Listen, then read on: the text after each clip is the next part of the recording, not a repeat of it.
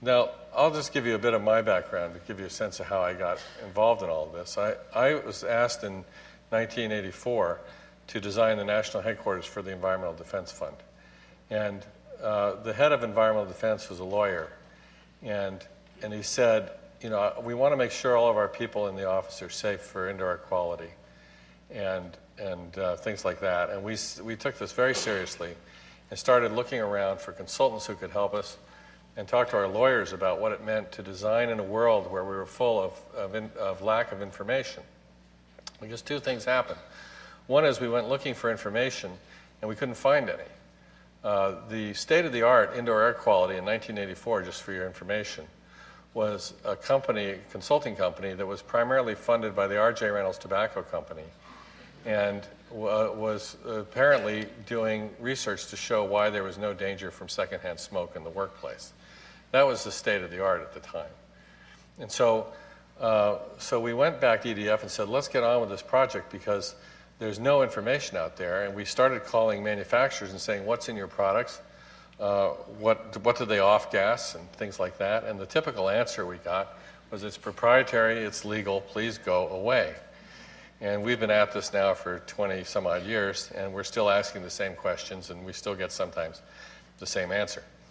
But when we look at these issues, they become more and more central to the public experience.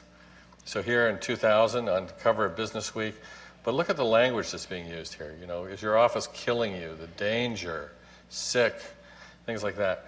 We're trying not to cause a shrill response. We're trying to look at this very gimlet-eyed and focus on the redesign of things to be safe and healthy.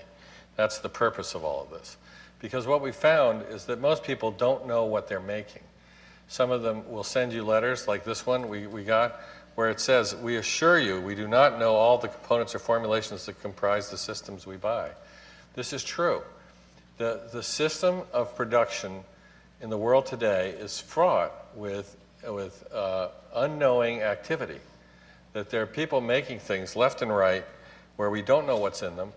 We ask manufacturers every day, what's in your product? And their answers are either, we don't want to deal with this, or it just comes from our supplier. Why don't you talk to them? And then we talk to their supplier, and they get their resins from another company, and they say, well, it comes from them. It's a resin. This is what we use. And we don't know what's in it. We just know it works. And so there's a whole protocol ready to be worked on where we can optimize design by design. And it's important because if you look at buildings in California, look at this. You can walk into a building in California and be greeted by the following message. The state of California requires that we warn you that the property contains chemicals known to the state of California to cause cancer and birth defects or other reproductive harm.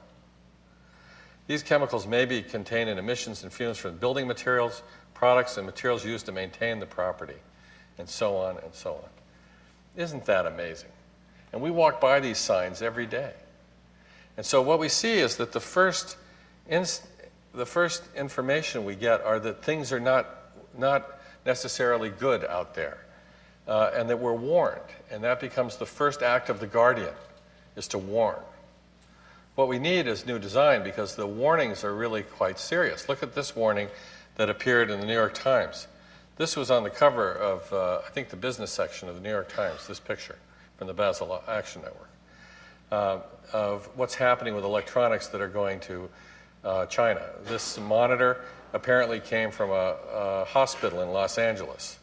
And so here we are taking care of people's health on one side of the ocean. On the other side of the ocean, this woman is about to expose herself to toxic materials in abundance. And this is our present design. So as we look at the whole notion of materials, what we realize is that the first signals are going to come from restricted substances like Proposition 65 or the REACH legislation in Europe will be restricted substances. But really, as a species, what we could be looking at is let's do a full inventory of our chemicals and what we're making, and then let's do an optimization based on design. And so we've developed a protocol that allows us first to do inventory, and one of the first products we did was a textile in Switzerland, where we looked at 8,000 chemicals in the fabric industry, And using these intellectual filters I'm about to show you, eliminated 7,962. And we're left with 38 chemicals, which we used to develop the fabric, because that came out of our assessment. And this is our criteria for our assessment. No more cancer, disruption of our endocrine systems, genetic mutations, reproductive toxicity, or birth defects. Sensitizations and toxicities are additional criteria. Here they are in English: cancer, hormonal mimicking, chromosome mutations, and so on. So these are the first criteria that we look at. The next criteria are ecological health criteria. And so we want to look at environmental health of the product and its manufacturing. We want to see if it's toxic to vertebrates, to invertebrates, and to plants in water. Does it bioaccumulate? Does it biodegrade? Is it persistent? Does it have heavy metals and things like that? Here they are in English: poisonous to vertebrates, invertebrates, aquatic plants, and so on. And then we want to know how things are made and where they come from and where they go. And so we've developed a supply chain tool that can look at materials and where they come from, how much energy is involved, how far they have to travel, do they involve testing of various kinds, do they affect the climate, stuff like that. And so we look at materials within this framework, starting with materials that are considered nutrients. We then look at products and how they're recycled, and then we design and work with systems that recover and recycle these nutrients. And so we give certifications now on products based on these criteria, as well as energy going toward renewables, water going to drinkable, and social responsibility being practiced by the enterprise.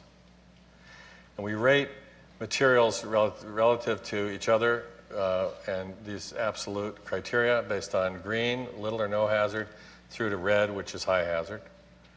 And we've developed a database now with thousands of chemicals, so we can look at, this is, for example, formaldehyde, and we can profile it based on these criteria. So you'll notice that it's carcinogenic, it has mutation possibilities, reproductive toxin, acute toxicities, irritation of membranes, things like that.